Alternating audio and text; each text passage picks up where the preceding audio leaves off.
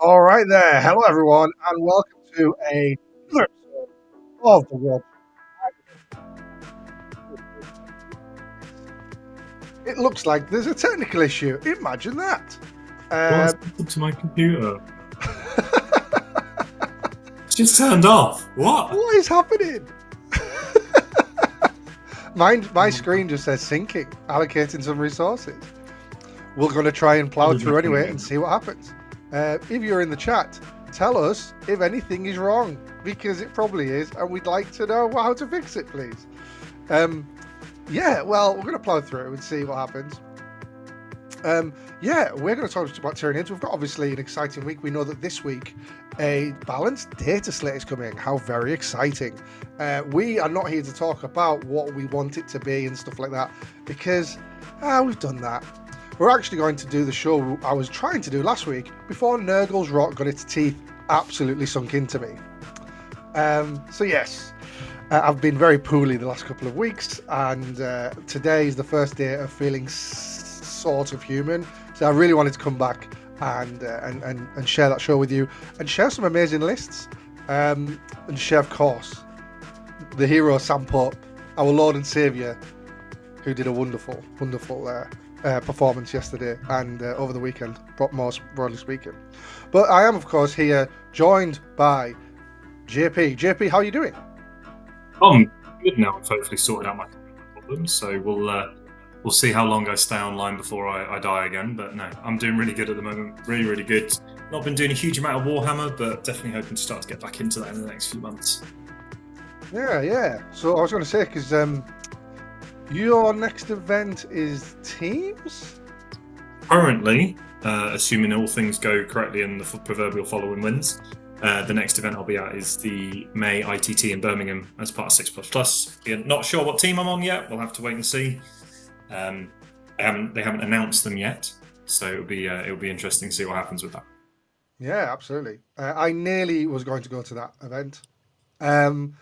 However, there wasn't enough spaces, so I've decided to just buy a singles event in Essex instead. So it's a very cool event, actually, right? So this is Americans would be listening to this going, yeah, of course, this is what events are, but it's in a hotel, right? So I could stay in the hotel, wake up, have breakfast, go to the event, then go to like a bar across the road, get leathered, and then crawl back up to the hotel. That's really Dream, great, right? right? Yeah. And I'm hoping to be taking a bit of final day to that if I can get it all painted in time. And if Art of War It don't doesn't get get their nerfed. way and that detachment's nerfed to shit, I don't disagree with them. I actually think they're right, but come on, it's not that good. It's fine. well, if you listen to StatCheck, that the GSC has one of the highest win rates in the game at the moment. No, but if you go by detachment, Yeah, they're not all the detachments are. The they're not all. win rate's kind of boosted by final day, but that's not important. And That's by Innis. and which one? And by Innis. And by Innis. Yeah, exactly, man. If you're gonna have Innis and Nick Nanavari, like, come on, there's some stuff's gonna happen there. Yeah, but it's all good. It's all good. What else has been going on? You might be thinking to yourself, "Hey, where does Dave's beard start and his shirt end?" We don't know. It's how many shades of beige can Dave portray in one moment in time? Well, this is how many. I like this shirt. It's my new favorite shirt. It's a vibe, right?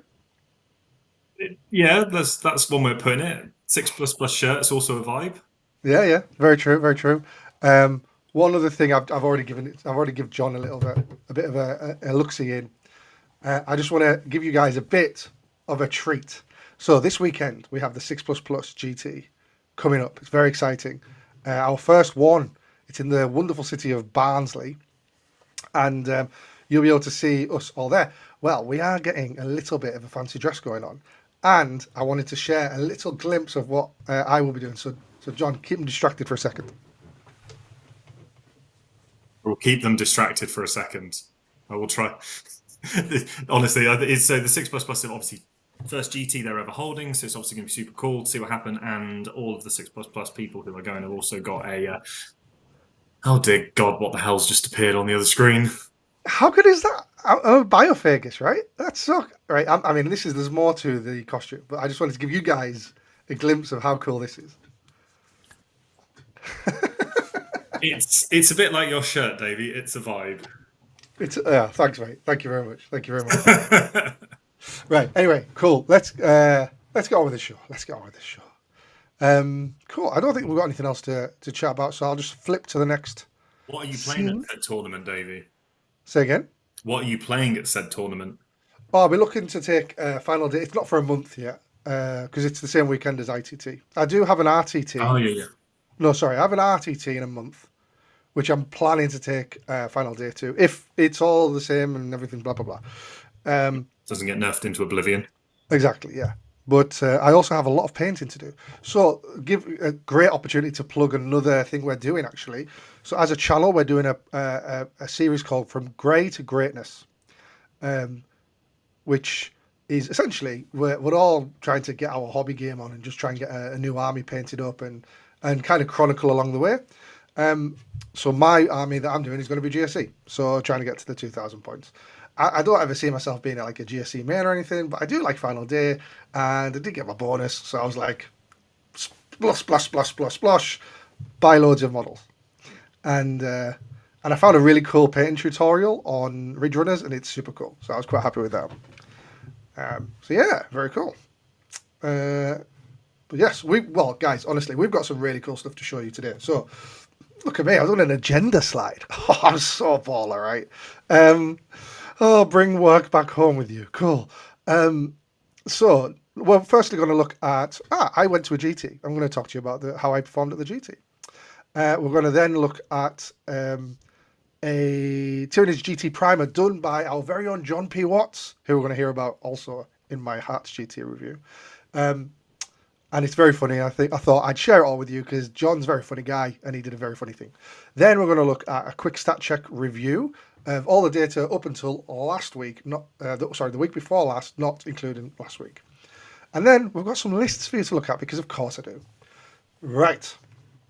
So this was a GT I went to. I just wanted to share with you. I was really proud of this list and actually it's really good. Now, okay, really proud of this list, but then I went 3-2. So I was a bit gutted with that. I did share here that I wanted to go 4-1 with this. And it was painful. For me, it was painfully close.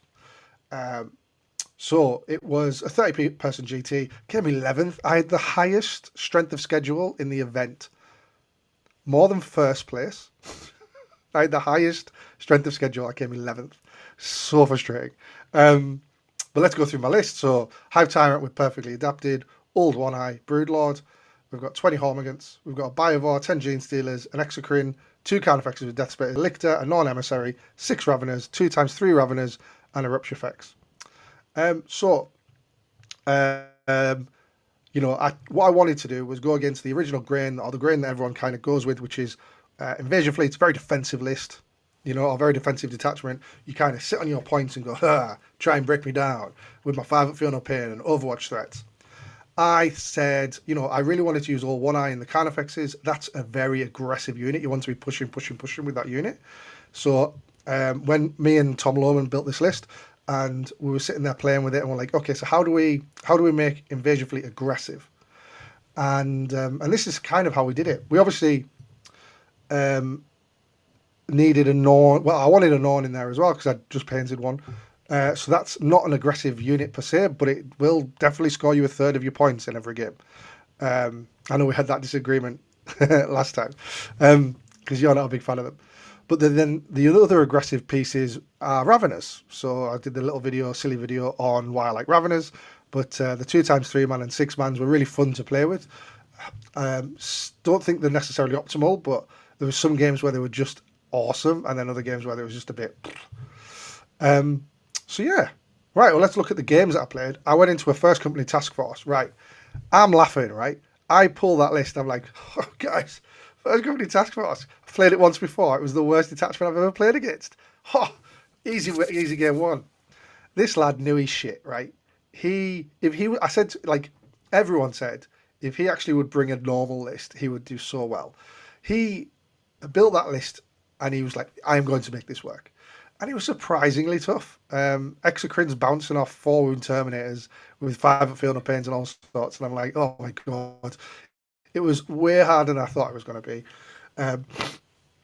Excuse me. I did get the win though, so I was quite happy with that. And that was on, I think, tipping point. Tipping point. I'm not sure the rest of it, but it was a good game. By the way, the map layouts for all these missions were like unique to the event.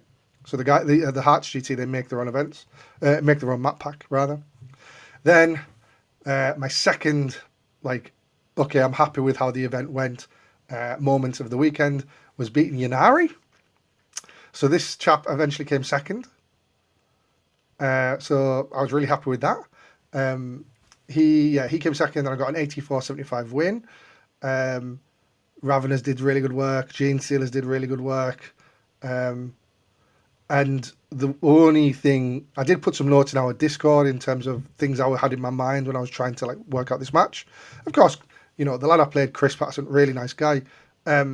He's obviously not had many reps to practice Yanari yet, so he's not probably at his peak. But still, I was pretty pleased with that. Then I went into John Watson's Monster Mash Invasion Fleet, and John Watson is my absolute kryptonite, and I've played him in like the last 3 events I've played locally, beat me every time, and it's just pretty rough. His list always seems to be really good against whatever I've pulled together, but he made some really great decisions in this game, and I made the wrong ones, especially in deployment, and especially when it came to what to take, like the actual Hive Fleet adaptation. So he took lethals against monsters, and in my head I'm like, I need to win on primary, because I think we were playing I can't remember what mission we were playing now, but I thought I just want to kill all of his bodies and then out see him on objectives, because my Carnifexes will just make a beeline for his home objective and we go for it. But as it happened, never quite worked, and he just bodied me with and was just in the right places. What really hurt the most, JP, and those watching at home will know that this hurt, his 6 Von Ryan Leapers did really good work, and that made me really sad. Then I went into a really good friend of mine on Host of Ascension, and I squeezed out a win at 87-83 there. I had no right to win that game. He just should have bodied me on primary, but I think there was a couple. He was in decision paralysis, couldn't decide what necessarily to do. We'd played 2 weeks earlier, so he was like, "Okay, I know what you're going to try and do," and I'm like, "Am I? I'm going to do that." Literally, almost the same lists into each other, and I managed to squeeze out the win again, so I was quite lucky. And then going into round 5, right? I'm like, okay, anything, but like, give me Yanari again. I'll try at Yanari. Just not Slanesh Demons, man. And it's just an unwinnable matchup for this list. I've played Slanesh Demons with this list 4 times. Cannot do it. Cannot do it. It's just brutal. But hopefully, from what I've read in leaks and what have you, Slanesh Demons aren't going to be a thing anymore. So, have I got a sound effect that I think Slanesh Demons aren't going to be a thing anymore? Oh, no, this one. No. Yeah. So that's a quick review of the event. I really enjoyed it. Those are the guys' events at the Hertfordshire GT, which takes place in Harpenden in the UK, just north of London. Fully recommend going. They're awesome events. The next one's in August, I think. So yeah, I'll be definitely trying to go to that. If Nova falls through, because hopefully I'm going to Nova, which would be pretty cool. All right, let's crack on. So this is the primer. So JP will take turns reading these out, if that's all right. So this is JP Watson, who did, of course, ruin my 4-1 dream. This is a primer that he wrote for Tyranid players going to a GT. So this is the full message. Hey, good luck to everyone playing at Manchester. I thought I would help by providing a crib sheet for the most common conversations you will have with your opponents. And JP, take number 1. You cannot use Insane Bravery to auto-pass Shadows in the Warp, as it's not in the Battle Shock phase. Most tournaments have kind of FAQ'd this because it was always a question for it. UKTC have ruled that you cannot use Insane Bravery to auto-pass Shadows in the Warp, because you do it in the command phase, You could technically, although there's some very weird timings on things, so a lot of tournaments have just kind of ruled no, you can't use Insane Bro No. for Shadows in the Wall. Yeah. Number 2, you look like you're considering Overwatch. You actually can't use that strat on that unit because they're battle shocked.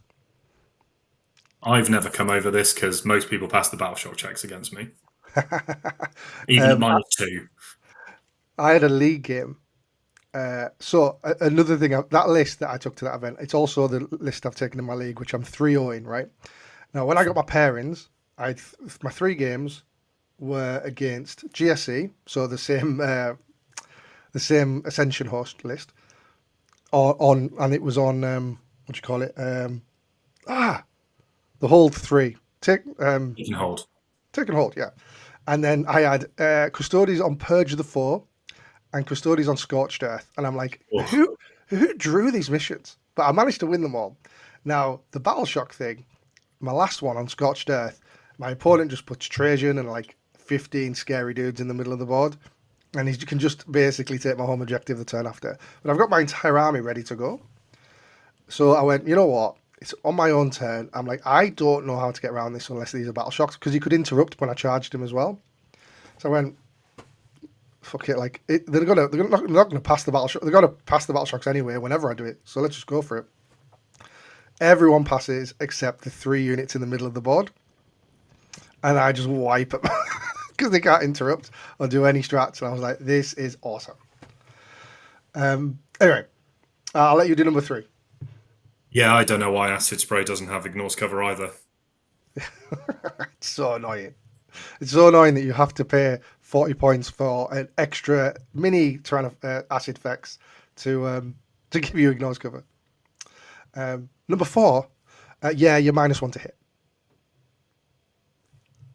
Number 5, I can actually regenerate the models before they need to take a battle shock, and now they're above half strength, they don't need to take one. And also, as an addition to this one, I've regenerated before they need to take battle shock, and that objective's now mine. Yeah, that's my favourite. Yeah, the Neuralink doesn't need line of sight of the unit it's trying to take a battle shock test, but it doesn't really matter because you passed anyway. That's a good one. That one. Yeah. Yes, that was quite a disappointing shooting phase for me. It's so true. It can be. It's very swingy. D6+3 is a thing. Yeah, no, I don't have anything that will allow me to fall back and shoot. I am regretting sending that Lictor into combat. Oh my god, so many times. So many times. Just don't charge with the Lictors, let them charge you, get the most out of your roll. They definitely do more when they are charged than when they charge. It's not going to kill the character. You're not going to score Assassinate. Just accept it. Stop living the dream.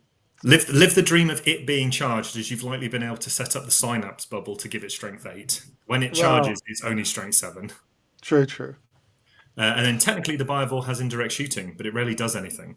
I think that is a lie. Yeah, before killing something. It shoots for 5 turns, and it'll kill something. It absolutely will. It absolutely will. My other favourite one, which I think we should add to this, is no, you can't Overwatch the Spore Mine because it's in the shooting phase. Yes. And add to that, no, you can't stop me. You can't stop me setting it up 9 inches away from you with a 12-inch denial bubble. Don't work. I'm sorry, your infiltrator squad doesn't do what you want it to. Yeah, sorry about that. Oh, did you scream for 12? Oh no, what a shame. They still don't bother because it's a 25mm base, but well, there is that. Yeah, little things to remember. So, guys, have you got anything we should add to this primer list that John Watson has built? Please put it in the chat and we'll add it in, and we'll keep a running document on our Discord. Right. Another one. What is Armor of Contempt? What is Armor of Contempt? It's another one because you just don't have it in Tyranids anymore. No. This is unplayable, so it's like everyone talks about these things. Oh, what is Tank Shock? What is Tank Shock? Yeah. Grenades? How does grenades work again?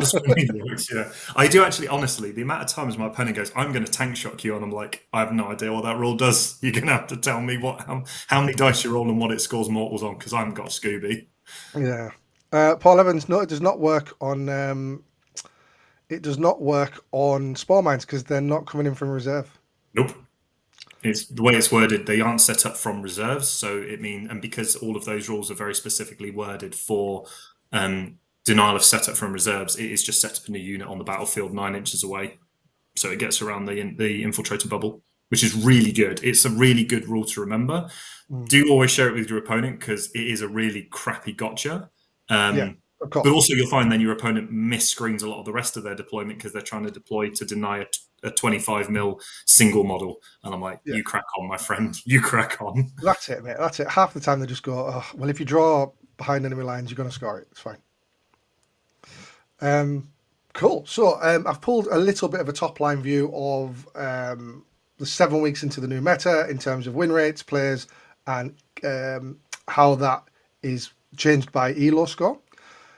This is from StatCheck.com. If you don't know StatCheck.com, go and have a look. It's amazing. They've got an amazing podcast and show on YouTube.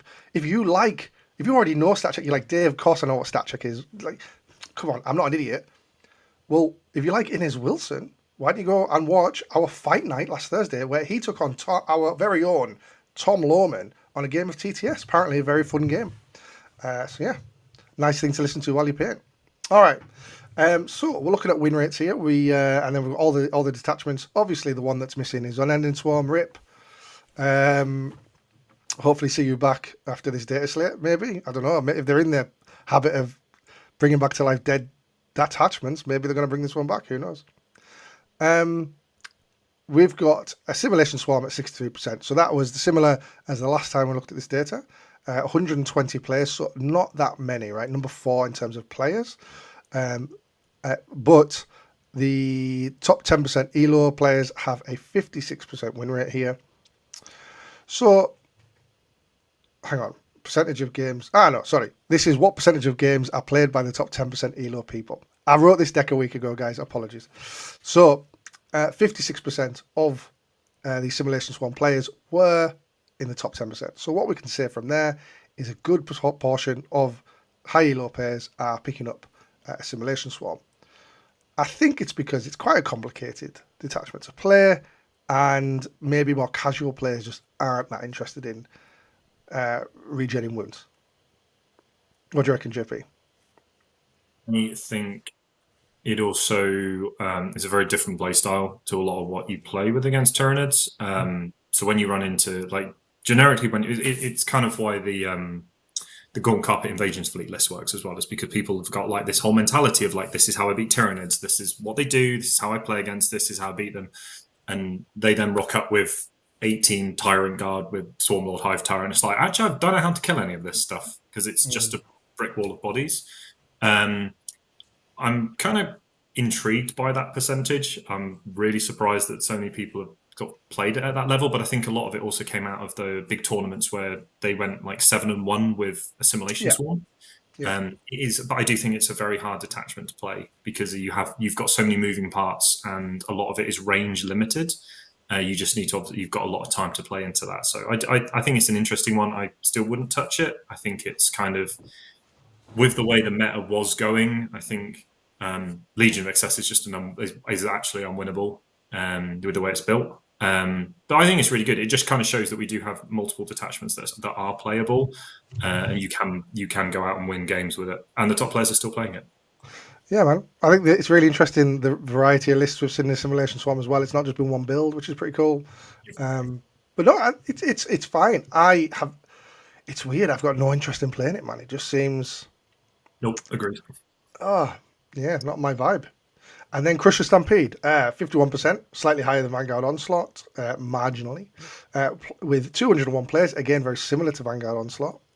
And then, top 10% of players, 34% of those were top 10, which kind of seems to be more in line with the average. As you can see, the ones below are pretty much similar to that. Vanguard Onslaught, similar picture. Evasion Fleet, obviously the one thing here is it's much more games, or many more games. And that's because the majority of people play Invasion Fleet. What that means is the data is more reliable, because it's more sturdy and more robust. But a 50% win rate, I mean, you can't argue with that. Fair play. Well done, GW. Cheeky little Bioform Onslaught here with 60 players who are kicking a dead horse, I think, with a 43% win rate. And then Synaptic Nexus at the bottom, with a 29% win rate. What's interesting about that, yeah, only 12% of their players were top level, which I'm pretty sure is just that guy that plays the Tyrant Guard who's done videos. He was in our chat a couple of weeks ago. Really nice guy. But yeah, that's how it's looking. And then what I did was as well, I pulled some data from 40k dirt sheets. This guy has a Patreon. I definitely recommend going and seeing this website because it's really cool. What it does is it works out how many people, what units are taken by players that go like X and O or unbeaten and stuff, and then it kind of works out what different units are taken. It used to have stuff like what enhancements were taken and things like that, but I think he's dialed it back a little bit now. I'm hoping that he's keeping it up to date because otherwise I'm showing you really out of date information. But it seems like he's kept it up to date. So, without speaking for him, go and check out the website and see what you think because I think it's very cool. He's been on interviews on StatCheck before and stuff as well, so he seems fairly legit. But Assimilation Swarm, the top 5 units ranked underneath, Crusher ranked underneath, etc. So let's look at these. Those are Assimilation Swarm lists. Psychophage, Biovore, Pyrovores, Hive Tyrant, and Venom Throps featured at number 5 as well. I guess you obviously need to have bricks of some form of infantry that will get the fight first enhancement. And to stop them dying, you give everything -1 to hit, I suppose. Hive Tyrant features pretty much along all of them except for Invasion Fleet, which I thought was a surprise as well. And Biovores aren't featured everywhere. They're not featured, in fact, in Crusher Stampede and Synaptic Nexus, which I thought was cool. What? Yeah, I mean... I'm sorry, I can't believe that. You still stick one in, don't you? If it's literally, if you had to ask me what the one automatic take in Tyranids is, it's a Biovore. It's 50 points and it scores you a lot of stuff. It does, and it's man. annoying. It's And like not on the like objective. yeah, it's like it's not that easy to kill. Like mortars just don't do any damage to it, and it just shoots and scores points all game. Like I can understand why they don't want to put it on the list for all of them, but I'm surprised it's not the top one of every single list. Find me a better way to spend 50 points. Pretty much. Yeah. But Psychophage, so Psychophage is an interesting one. Coming up, number 1 in Assimilation Swarm, number 4 in Synaptic Nexus. Again, limited data because there's not many people have played it. But I guess that Psychophage was in the Tyrant Guard list, so it's given the Tyrant Guard a 6-up feel no pain. Very unique thing. But yeah, featured in both of those. And it was pretty high up on Crusher Stampede as well, but not making the top 5. Lictors, pretty prevalent as well. They were always there or thereabouts, but number 2 in Crusher Stampede and Invasion Fleet. What's this I've heard, JP, about you moving away from your Lictors? I don't know. I haven't had any. So I haven't had them in the last few lists I've played. I felt it was mostly because like the top of the meta didn't have, or you were finding there were less armies at the top of the meta where the Lictor mattered as much. So Lictor's like fantastic when you're playing like the skirmish MSU 5-man units versus like Marine equivalents, and there's a lot less of them running around. They don't do anything against Slanesh. They don't do anything against Guard generally because they're just not that resilient. Also, I've moved on to the Gaunt Carpet list, which doesn't struggle to do secondaries as much anymore. Whereas the Invasion Fleet, the more monster-heavy Invasion Fleet, I think still need them. And Crusher Stampede, for the similar reason, you need something that's able to do like containment and able to do secure no man's land and do linchpin in the center because you don't have a huge amount of rubbish. Whereas in a Gaunt Carpet list where you've got 80 Termagants, 20 Hormagaunts, a Neuro Tyrant, you've got a lot of stuff that it doesn't like you can afford to do secondaries without impacting on the output of the army. So I was just finding I didn't need the sort of the 60-point Lictor. I could put 65 points into a unit of 10 Hormagaunts and get more value out of it with the way the army wanted to play. I think if I went and if, for example, like I'm starting, like if you looked at the sort of the models that I'm doing at the moment, there's a lot of Gene Stealers on the table. I'm sort of trying to get the Vanguard Onslaught stuff made at the moment. I would automatically put Lictors back in the list because they're essential in that style of play, especially giving them like 6-inch low knot. But I was just finding I wasn't finding them as useful as I used to in terms of what they do because the army could cover that. And there's less like scouty pressure units, like the Biosanctic Surge isn't as big a Gene Stealer cult detachment anymore. So you don't have 25 Gene Stealers and an Abominant with 5 Aberrants being shoved down your throat. You've got a few units of 5 Gene Stealers, which don't have the damage to destroy a lot of things in the army that you care about. And it was just, I found 60 points more useful elsewhere. I still think they're free. I will, as soon as I think they're good, I will automatically put them back in the list. Yeah, you know what? I don't disagree with what you said. Do like one in the list to be. Tend to deploy him just outside my deployment zone on the right hand side usually, so I could easily get containment or something along, or standing an objective or whatever. So yeah, I just like them for that low noppiness is just absolutely. So that's why I could understand people saying a 3-man Ravener unit or a Lictor, right? To do that comparison. I don't think a 3-man Ravener unit is the same as a Lictor. It's not, but I do think at the moment the 3-man Ravener unit is better than the Lictor. If you're looking for any form of output, because I think a lot of the meta, the Lictor is. I've always found the Lictor really good when you're playing against like Chaos Space Marines and they got the 5-man Warp Talon unit or the 5-man Legionnaire unit, because they can't charge a Lictor profitably, because although they might take the objective off him, the Lictor kills them very quickly and they don't kill them back. When you're looking at more like Scion bomb squads that can deep strike 6 inches away, your Lictor kind of has less efficiency at that point. And it's almost like a 10-man Gaunt unit that can move 10 plus D6 and spread out in sort of the bone shape with the two on the end to keep it in coherency. Almost takes up more board space than a single Lictor does. Yeah. Whereas the Lictor was really good when your opponent didn't have a huge amount of deep strike stuff, and really they were trying to dig you out from behind walls with 5-man combat units with 2 wounds, and it would just go, cool, all right, well, 3 of them are dead on the way in, and the 2 that are remaining don't kill 6 wounds of a T6 model, and then next turn I've still got fights first and you're dead again. That's what I was finding that the Lictor was really good for. I loved it in the CSM meta. Like I took 2 or 3 of them because they'd sit behind walls and go, cool, let's see what your Warp Talons can do. Yeah. And they would I would play like against Sam Smith, who's a fantastic CSM player, and it'd be like, I have to do this charge. I don't want to do this charge, but I have to do it, because otherwise it would just give me a free objective, because there was no other way of killing the Lictor. So it was kind of like they were trading down against it. Whereas I think now with kind of 1 wound models being a big thing at the moment, and oh yeah, I totally get that. Yeah, I mean, I built the Raveners into my list essentially to go against Eldari, and a bit of guard. Although I've not managed to bump into guard yet, but in the Eldari matchup they were obviously wonderful. So, right, let's look at some lists. Before we go on to list, someone did raise a question in the chat. Yeah, I did see the chat. The chat's been going off. Actually, let me just look it on my phone. It's much easier. Kind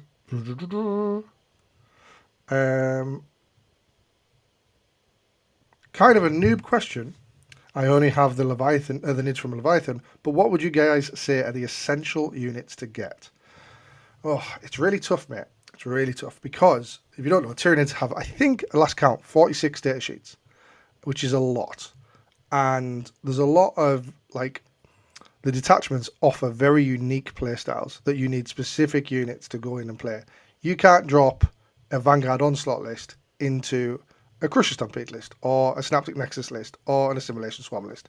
You need to kind of build for one of the detachments. So first of all, pick a detachment that you want to play and go for it. Or pick Invasion Fleet and then get a little bit of everything. See what you fancy, would be my recommendation. Like a kind of Venn diagram of all the detachments and what units kind of overlap. I would say 10 Gene Stealers and a Broodlord. Exocrines, Tyrannofexes, maybe Lictors, maybe. Well, so you've got to think. So the Leviathan box had Psychophage, Neurotyrant, Barb Gaunts, Termagants, Flesh Borers. Yeah. What else did it have? Neurogaunts. Yeah, Neurogaunts. All the things you don't take, really. Yeah, pretty much. The Neurotyrant's actually pretty good. Neurotyrant's I'm really enjoying it. I think of all the models in that box, I think the Neurotyrant's the best model. I think if you, I do. Psychophage is a good model. I mean, in terms of usability for me. Oh yeah. They're both like the 2 of the best ones. The problem with the Termagants is the Termagants are armed with the wrong weapons. You need them with the Spine Fists, not the Flesh Borers. Yeah. If you can, so for example, if you haven't built the Termagants yet, and you can go on like eBay or somewhere and find some Spine Fists, then the Termagants are fantastic. They'll always be good in any detachment as just 60-point 10-man OC2 scoring units. But I think if you were to sort of say, what do we think the essential units are? Definitely Biovore. Biovore, of course, yeah. We literally just said that. It's like it doesn't matter what detachment you play, you will always play a Biovore. Is my feeling on it. I think if you asked a player of almost any other faction, do you want a Biovore? They would like snap your hand off for it. It's that good. Like any army would want a 50-point model that does what it does, because it's literally unique in what it does. No other army has an equivalent. I definitely think Exocrines are a really solid option. A combination of Exocrines or Tyrannofexes, again, both really, really good. I'd get one of each to start with, personally. Yeah, I agree. I think you get one of each. And then the Gene Stealers are good as well. The Broodlords, obviously, mandatory when you take the 10-man unit. And then I think it's just kind of like what you want to play and paint. Because rule of cool is a thing when you're starting up the faction. There are I would say there are only a handful of units that are quote unquote unplayable. We're talking Harpy, Hive Crone, Toxicrin, and then the drop pod stuff. Like the in terms of like the big monstery kits, like it's kind of there's a handful of things that I would say were quote unquote unplayable. Lictors are a solid option as well if you're wanting like that lone op play style. Neurolictors again for a similar reason. But I think if you said essential units, it's Biovore, Exocrine, Tyrannofex, and Rule of Cool after that. And choose a detachment. Like I'm a big fan of Invasion Fleet and Vanguard Onslaught. I'm not massively interested in the other detachments, so I can focus a lot of my modeling and stuff into those. But there is a bit of crossover between the two. And then, but I mean, I love Gaunt Carpet as well. I really, really enjoy that list a lot to play. But that's I don't see anyone else playing Gaunt Carpet in UKTC. I'm fairly sure I'm the only one that rocks up to tournaments with it nowadays. So it does give me I give up on it. Yeah, no, absolutely, and it is a bit of an eclectic play style, but I do really love it. No, but it's a really good list. I just hated the combat matchups. But no, I totally get it. We've got Paul Evans. Really want old one-eye and Fex and the Fex gang to work, but I struggled moving them. Please do a video on it. Paul, that's a great idea. Thank you very much. It's a great idea. Really good idea. So the thing is, right, here's a little bit inside baseball, guys. I have folks in our content team who are saying, like, Dave, why don't you just do a Gene Stealers video? How to use Gene Stealers and stuff like that. Thing is, so many content creators do it. And I'm like, it's kind of done. Like, I don't, I only like doing things that are a little bit like, no one's done this before. And something, no one's done a video on all One Eye and Friends. So I will get on that, Paul. Thank you very much. What else we got here? Paul's been making a Synaptic Nexus list to change things up so far. I'm wasting my time. Paul, honestly, if I wasn't going to go on to final day, I would be trying to make that detachment work because it has some strong strats. It has a really, I think there's definitely stuff in there. So, and by the way, I am speaking. I know that it looks like I'm doing ventriloquism on the screen right now. And as well, in the worst face. I mean, I know I'm ill, but I bloody well look ill there. John Lennon played into what's his name? Richard Siegler. I think Richard Siegler was on AdMech or something, and John Lennon was on Synaptic Nexus and did him, right? It doesn't mean, I mean, obviously John Lennon's amazing, right? Don't get me wrong, but it just shows you the detachment has some spice. It's just you got to get the reps in, man. And the chap that played all the Tyrant Guard, he went, I can't remember if he won or if he went like 7-1 at an event. Like, there's definitely stuff there. I tend to find, and it's something that we talk about a lot in our team, someone who's a specialist with a detachment will likely do better than someone who flitters around from detachment to detachment, messing around. I mean, look at JP, right? He's been on this list for a good over 6 months now. And you see people like him doing really well at events. So my advice to you is to get something you think is really cool and then say, right, from now till X, I'm going to play that. because it's really cool. And I'm going to iterate, and I'm going to have, here's my list. I'm going to try and change it as little as possible, and I'm going to go for it. Cool. Do some lists. Yeah, let's do some lists. All right, so I've got what I've done is here. I've pulled out 4 lists, and then I've got some other notable lists at the end. So there's quite a few to go through. We've got Owen King, who went to Beachhead Portal with Vanguard Onslaught. He came 11th out of 201. But his list was pretty different. And this is where the headline of the show comes along, because we do have the 6-zone throw up and Neurotyrant Blob. This is something that Tom Lohman, our very own Tom Lohman, took to Pyra at the Pyra for teams. You know, people are really loving this. Sam Pope was doing it with his Vanguard Onslaught as well. So what do we have? We've got 2 Broodlords, Death Leaper, a Neurotyrant with Hunting Grounds, best enhancement for sure. Winged Hive Tyrant, 2 times 10 Hormigants, 10 Gargoyles, a Biovore, 2 times 10 Gene Stealers, 2 Lictors, Neurolictor, and here's the spice: 2 Rupture Fexes, 6 Zone Throw-ups, shooting assets in this detachment, really interesting, and then 3 Von Ryan's Leapers as well. We saw Owen go into Deathwatch with a 92-65. He then lost to Star Shatter, which I can kind of see, given the list. Then he went into Ret Cadre, beat it 99-62. He then went into an Invasion Fleet list and did what most Vanguard Onslaught lists cannot do and win the mirror. So well done, Owen. He went into Dark Angels Gladius for a 72-44, and then Angelic Inheritors. Imagine this. This person he's playing is obviously 4-1 as well. And Angelic Inheritors, not a bad army. And Owen just goes in there and says, nah, 95-33.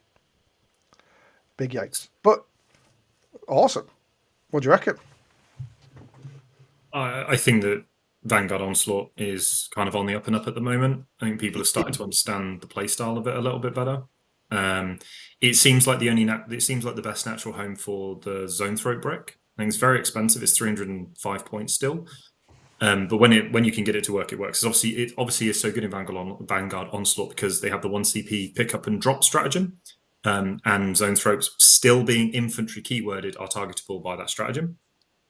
So they're able to pick that up and drop them back down, even when they're joined by the Neurotyrant. The Neurotyrant having Hunting Grounds seems like a bit of a miss for me, because generally that Neurotyrant wants to be off the table and coming back in.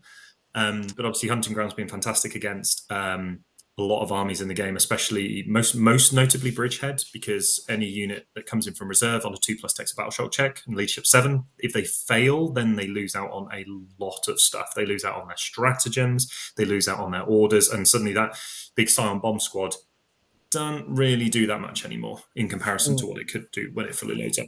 The army's also fast enough to get in and grapple with them. But yeah, no, we've been seeing Rupture Fexes kind of popping up. I don't know if you've got Greg Chamberlain's list from Manchester as one of these, but he ran 3 of them. No Zone Throats, but he ran 3 of them. And they're just, again, they are a stat checky model. They are T12, 2-up save, 16 wounds with a blank. Like, there are places where they just don't die. Yeah. They are a bit of a liability in the Star Shatter matchup because they take a lot of your points away from more annoying stuff like Gene Stealers, which is why I believe they only have 2 units of 10. But they are just really good because they're just good, solid models. Yeah, I think so. You only need, just on the Hunting Grounds thing, you only need it to be around for turn 2 and 3. Then after that, generally speaking, most people haven't got anything in reserve. Everything's on the table. So as long as that your Zoes and Neurotyrant are around for 2 and 3, you should be fine. I think if you position them behind your first and second waves of Gene Stealers and stuff, I think generally they'll live, broadly speaking. You would hope. Anyway. But yeah, well done to Owen. Nice. Really good. Come on then. I think the Angelic Inheritors matchup looks pretty good for Vanguard Onslaught because it does, but 33, yikes. Yeah, no, it's because the Zone Throats are really, really good in that matchup, because again, it's the same reason that Zone Throats have kind of come up as a reasonable answer to the Slanesh matchup, because they don't have any good answers. You can measure out where they can sit and then they just blast stuff away. So yeah, it's just one of those interesting ones. And then I pulled out another Vanguard Onslaught list from Canada. It went 5-0. It came first. So well done to Sebastian Giuffrion.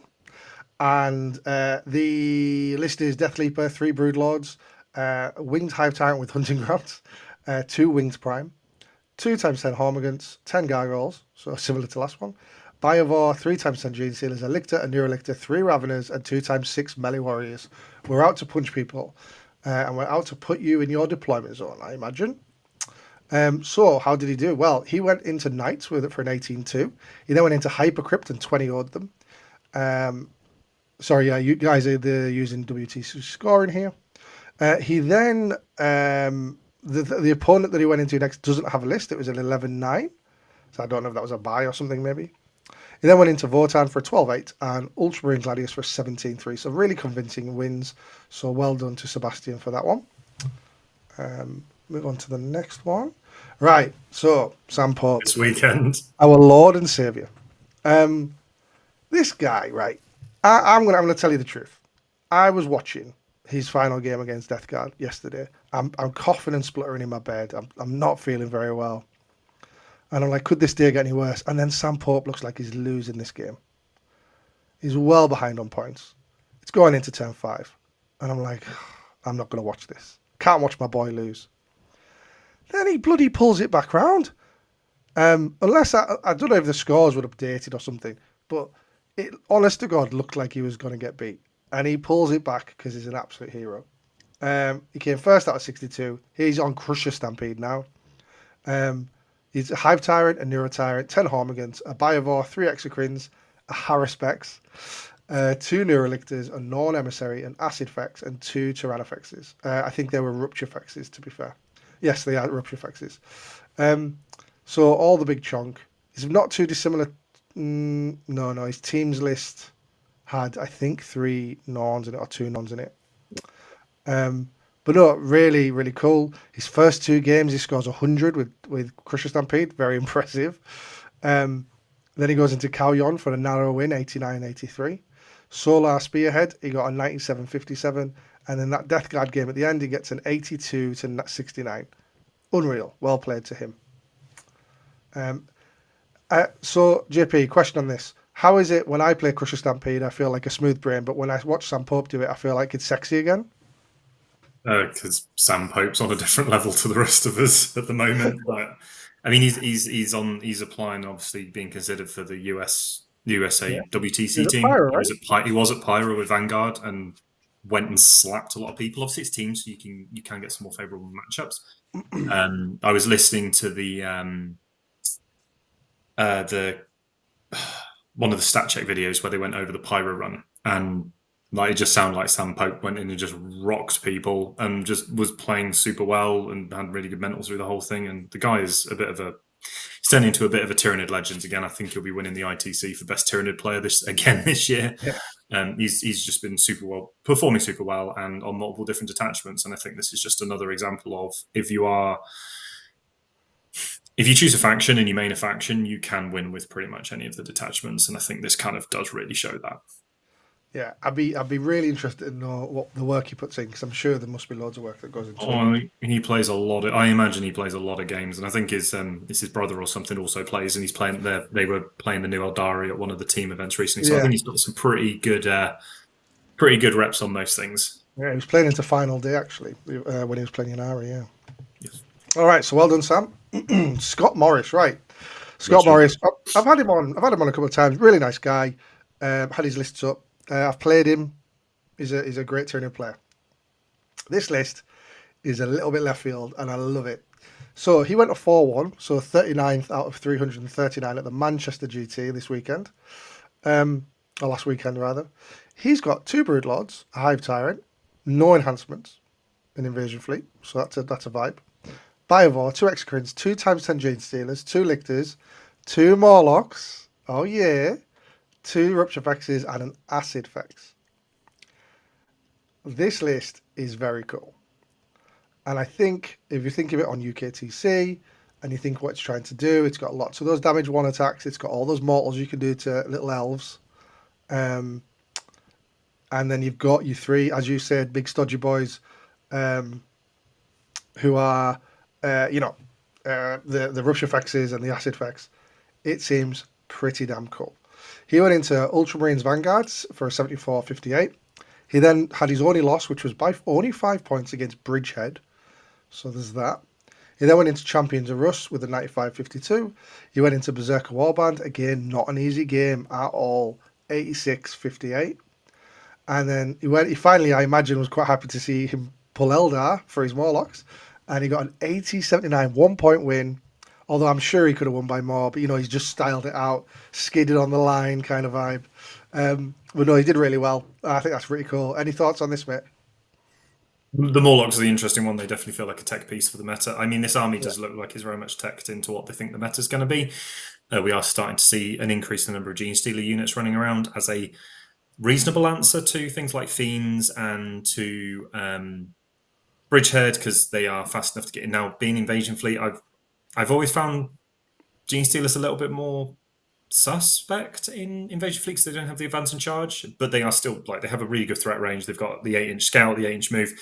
You can get into people's deployment zone, which means against things like Bridgehead and Eldara, you have to respect it a lot more. But also, they do actually provide some relevant combat punch into things like Berserker Warband. Like the World Eaters can't just run across the board and go, "Cool, I'm going to stand in front of you." It's like, "Cool, here's 40 Strength 5 attacks with sustained and dev wounds."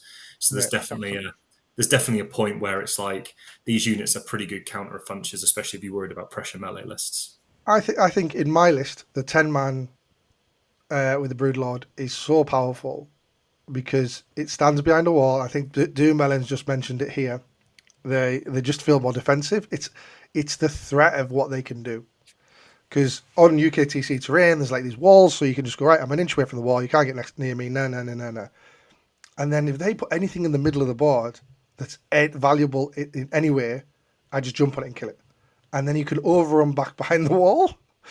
Or you can fight on death, as Doom Melon says as well. Like the amount of time someone's fought on death. Sorry, someone's came into me.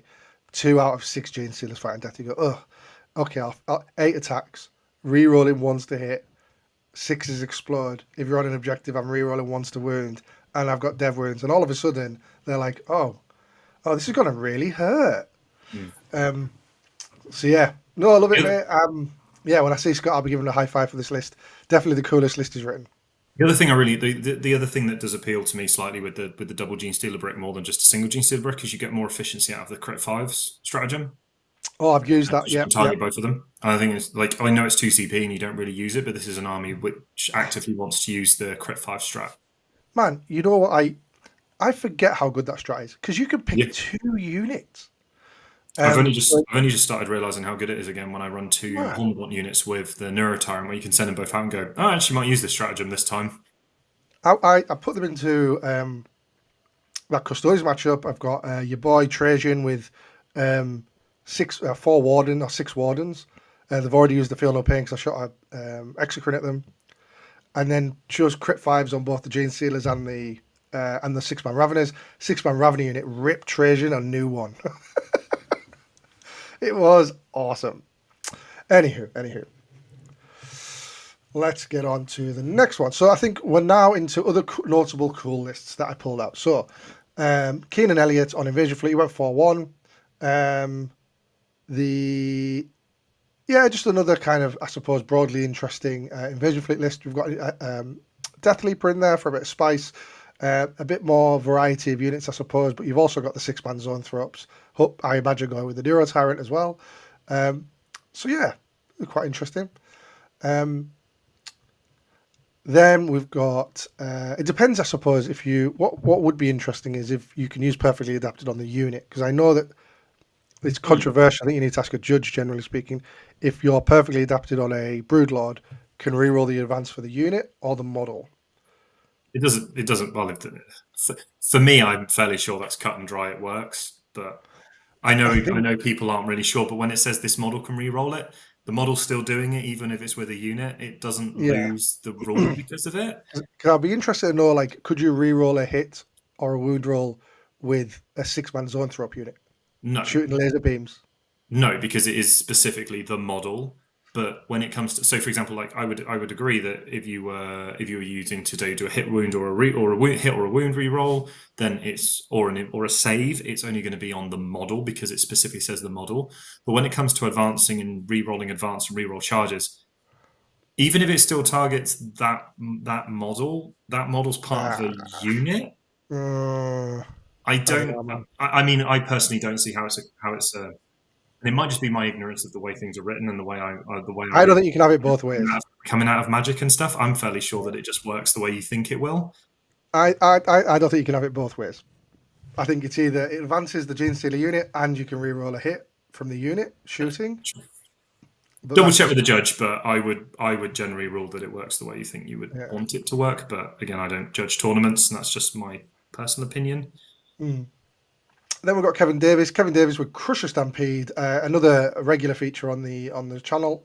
He's got Hive Tyrant with null nodes. I can only assume he had spare points, so fair play to him. He he sometimes watches, so please tell me if there's some magic with the null nodes. 10 Homagans, 10 Gargoyles. We've got a Biovore, 2 Lictors, Paravore, 3 Raveners, 2 Exocrines, 2 Maliceptors, a Psychophagian, 3 Rupture Fexes. So we've got the Maliceptors in this list, which had a bit of spice. Maliceptors seem to keep getting edged out or not really featuring in as many lists as they used to, I feel like. Although, looking at these 3 lists, all of them feature Maliceptors. I don't know. They seem to be getting...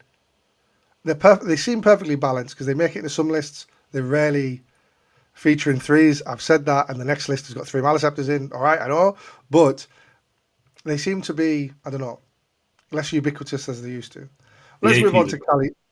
the Oh, go on.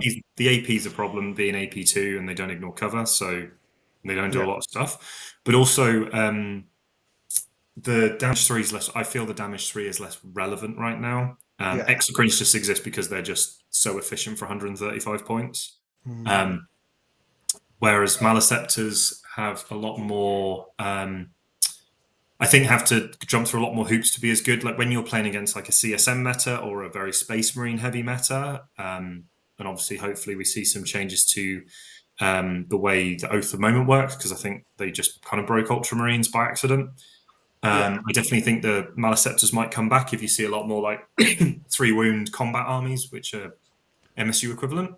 Yeah, yeah. Sorry, Sure. Marine equivalent. But I think Yeah. at the moment they just kind of don't do a lot when you're shooting them at 1 wound models, or they just get gunned down very quickly by fire dragons versus 170 points of other stuff. That's where I feel when Maliceptors are at the moment. I think if we see any toning down of some of the really powerful stuff, Maliceptors may see a comeback because other Absolutely. armies might see a comeback.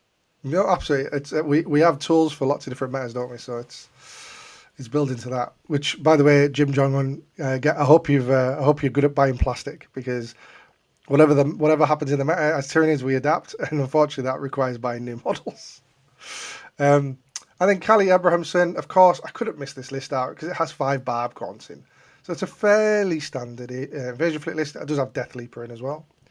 It's got the triple Maliceptor, but it's got 5 Barb Gaunts in, and that's really cute. So awesome. Well done, Callie. Other 3 more real quick ones. We've got Assimilation Swarm that went 4-1. Hive Tyrant with Instinctive Defense with the 6 Tyrant Guard there as well. And then mostly things you would expect to be in there, except for the Zone Throw-Ups with the Neuro Tyrant. That made a little feature in there as well. Colin Harrison. So Colin Harrison is a person who I played when I did my tournament report of Coventry. He had Star Shatter, and he played into me there, and he got the win against me there. I was at an RTT, and he was there with his wonderful Tyranid Warrior army that looks like it's eaten an army of Custodies because it's nice and golden. And he took the Warrior Bioform Onslaught, and he took a Neuro Tyrant, 2x6 melee warriors, 5x3 ranged warriors, Biovore, 3 Exocrines, 3 Lictors, and 3 Rupture Fexes, and he'd got a decent 2-1 with it. He said he really enjoyed it. It was different. Yeah. Again, that's a detachment I would like to try, but again, I've said it on the channel before, I'd love to see them smash that and Synaptic Nexus together into one detachment to kind of make some kind of mixed one there. And then lastly, Hunter Boyd with Crusher Stampede. He went 5-1. And again, all One Eye, a Hive Tyrant and a Neuro Tyrant as characters here. All One Eye featuring in Crusher Stampede. I think it's something that is undervalued. I'm surprised more people don't do it. Because he's so cheap at 100 and what is he, 160 now? 150? 50. Yeah. Biovore, 2 Lictors, 3 Raveners, 2 Exocrines, 2 Maliceptors, 3 Rupture Fexes. So another good take on Crusher Stampede. And again, actually, I don't know what your take on this. Maybe Crusher Stampede's a good starting army for someone wanting to get into Tyranids because the model count is quite low. Maybe you can just start buying monsters and a couple of bits and bobs, get them painted up, and away you go. I still stand by. I think that Invasion Fleet is a better, potentially a better army for someone getting into Tyranids because it is a lot more forgiving than a lot of the other detachments. Yeah, But I fair. think Crusher Stampede is a very close second. It's not there's if you chose one over the other, I'm not going to tell you picked the wrong thing. Yeah, Um, yeah. I think it is just so yeah, it's just one of those things. Shannon's saying she likes Crusher because it's less models, which is true. Like I know a Crusher list at a 2-day tournament and went 3-1-1 with it. Sorry, went 3-1-1, and it's great. Like don't get me wrong, it's a really good army to learn the ins and outs of Tyranids. I think that and Invasion Fleet are pretty good. Yeah, absolutely.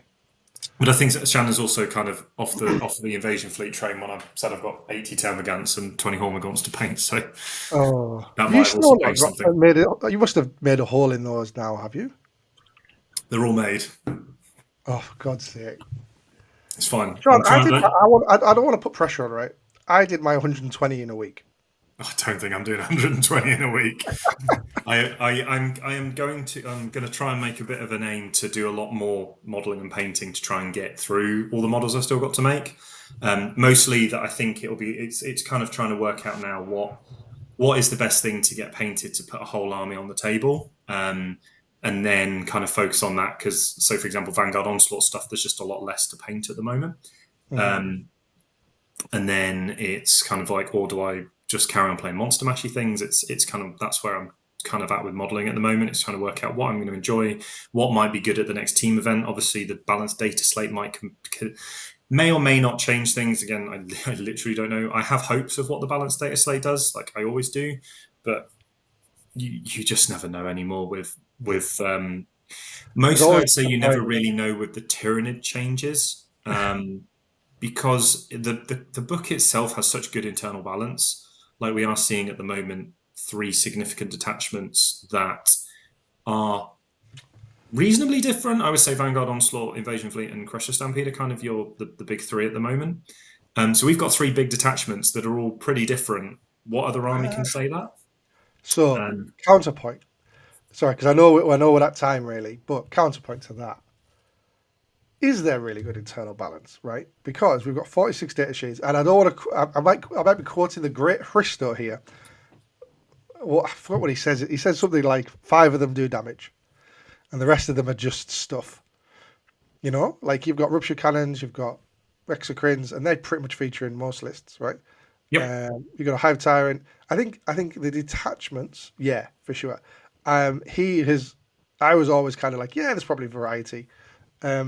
But he's got me on there's some units that are just a bit rubbish. Yeah, I agree. There's plenty of it, but then you look at other armies. There are also units in other armies. There's plenty of units in other armies that are pretty useless. No, fair, fair. I don't think we're. I think if you compare it to like something like Votan, then sure, our internal balance is terrible because they play with a lot more of their stuff. But when you compare us to like an equivalent to the number of data sheets we have, like Space Marines, for example, Space Marines probably have more unplayable units than we do.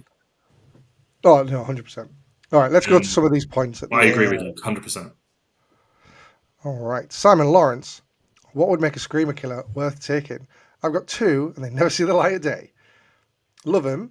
My take on this would be movement 10 or movement like so. I mean, some crazy things have movement 14, right? I don't think it should have movement 14, but why couldn't it have movement 10 or 11? Why couldn't it have +2 to charge against monsters and vehicles? It just is so damn slow and so damn big that's what is the big issue. What do you reckon? I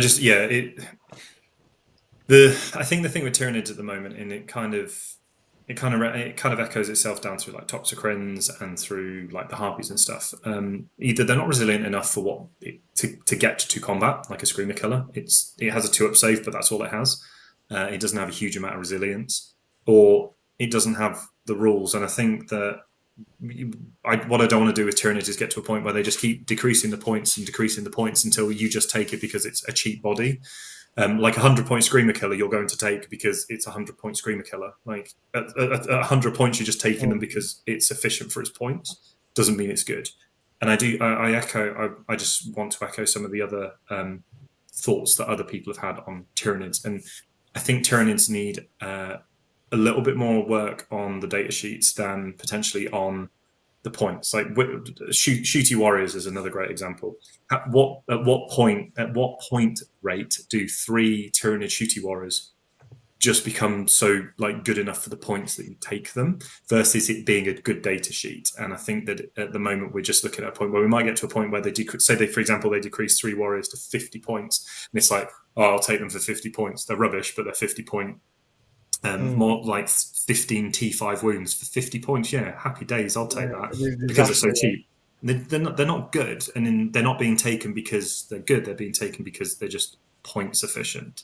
And I think with Tyranids, there's a lot of units, range warriors, potentially Hive Guard, with kind of shot cannons, looking at the Screamer Killer as well, where you just need to get to a point where it's like, we actually might just need to rework this data sheet rather than just decreasing the points.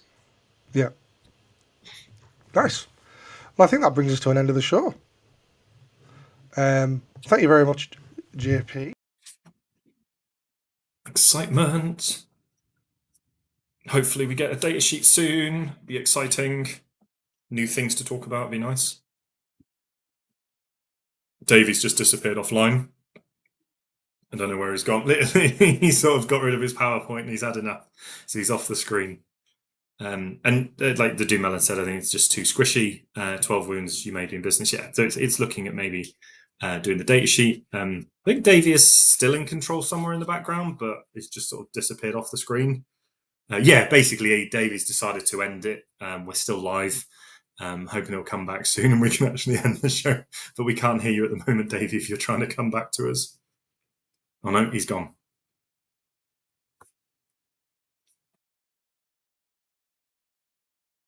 But no, thank you very much to everyone who did come and join us. It's been actually really good fun to do this one today. It's been interesting to look at people's lists and stuff and see where things are going and see what people's choices are and have a look at all those things.